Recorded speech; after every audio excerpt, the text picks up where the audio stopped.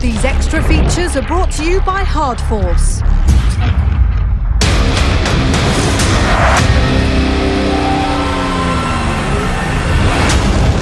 I'm back. Darth Mader music today. John Boecklin from DevilDriver. What's up, Logan Mader? So we worked together on one of your albums for DevilDriver way back. Was that 2 or 3 albums ago? It was. Yeah. Pray for Villains. And that is a sleek sounding album. Sleek. Yeah. Right. I don't even know if that's a word, is it? That record, that's an interesting record. Like when I listen back to it, it's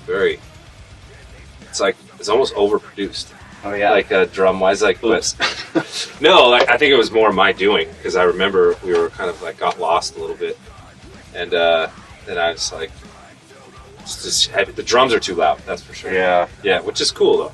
Like as a drummer. Yeah. Just got back off a tour. What's the album right now? What's the title after that? It's called John Boecklin. It's called the John Boecklin Experience. Yeah. No, it's called Winter Kills. Yeah, it sounds good. I heard it. That was Mark Lewis. Is that again?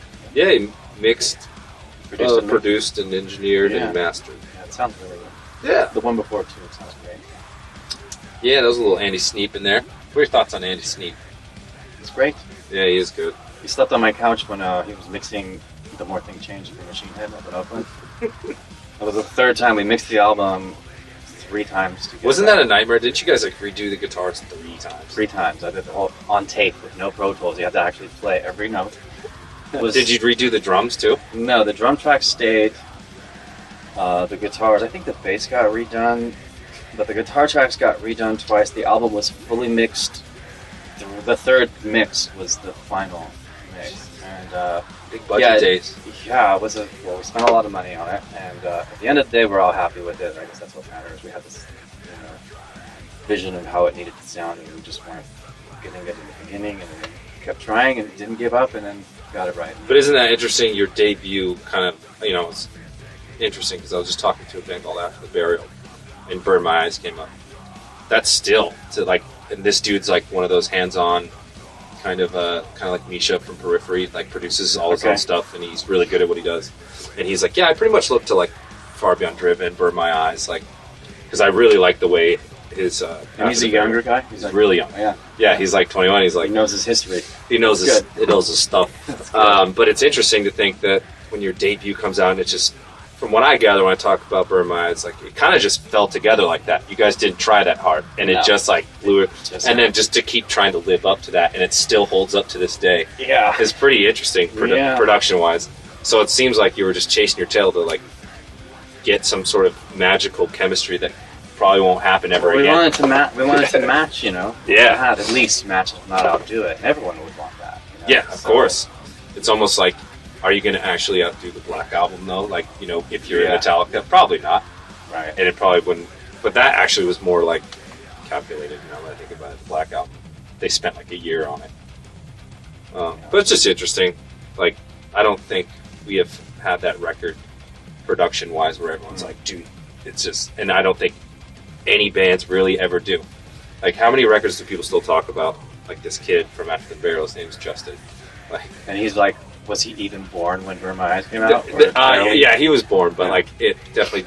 It's just interesting to think like that you were part of one of those records that people just go production. Got lucky. I was just having fun. Let alone the songs too. So you came over here because you're working with some bands that I'm helping out with. It's a developing band called Before the Morning. Before the Morning, kind of mutual friends, and we kind of grew into like maybe I'm stepping into management and trying that stuff out. I'm learning a lot as it's been a year with these guys, and it's kind of interesting. I know I can write, and I know I think I have a good ear for bands like that. I've noticed like, oh, this band's definitely going to go somewhere. A lot of them actually do. So I figured, like, why not try managing? And Before the Morning, we're just building this kind of getting the songs right first before, kind of feeling it out, showing it to some people, see what they think. So it's like you're getting creatively. It's almost like a production deal in a way because you're getting in there creatively involved with developing the sound of the band, which is really like kind of like a producer in a way. Yeah. And then as a manager to guide your career and help them to get signed and stuff. Yeah, exactly. Kind of use the people I've met, like someone like yourself. I remember sending it to you. Like, what do you think? And no good. No, I actually really like it, and I know the singer Adam Ryan. I've worked with him a bunch. bunch. He's great. Did sort of a development and production deal with his previous band. And then we got him signed to Virgin Records, and then the record never came out because the president at the time got fired, and the new guy came in and said, "What the fuck is this metal band doing on my roster? I didn't sign it. I don't like it." And then he's gone. Yeah, like that's too bad. But so hopefully that's not going to happen with you. I think you're going to go. But that was a major label, and we were doing putting a metal band and trying to fit them into the major label format, which is very difficult. And I know you'll probably go to something more heavy oriented as far as labels go, like maybe a Nuclear Blast or Razor and Tie or something like. Absolutely, that's what we're going to be looking at. So, and it's a little from since I've stepped in, the band has completely changed. So it's like, but it's almost like being a DevilDriver. It's a lot of work, like in terms of like starting from scratch and stuff. And I think we've made a lot of progress in a year, but we still have a lot more to go. Yeah, it takes a lot out of you to do those things. I've done a couple. I've done quite a few, and I don't necessarily look forward to doing it again. Although when I find something that's so good and no one's heard it yet, I want to get involved and help. And it's also, but it's not even like, not to sell the band short. It's not like they're so good that like I just see potential, and I saw them making some wrong moves musically, and I thought I could step in and let's push it the right way and actually see what happens. Yeah. But like, I see myself as a producer manager at this point, but I just don't have your skills behind. If you could see the vast studio behind us right now, I don't know. I don't know how to push those buttons, but I think I have all the other skills that it would take to make a band work. Yeah, I think so too. I think it's a good choice you made. What else can we say to wrap it up? Should I give out my phone number? Yeah. Call me. Follow him on Twitter. Yes. Instagram. I don't even Twitter. You don't Twitter? Really? It's for rock stars. Because I gotta keep a little. I need more followers on Twitter, by the way. It's at Logan Darth MADER. Yeah, I need more Instagram followers. I just got there. And there's 171 people that care. That's it. Oh boy.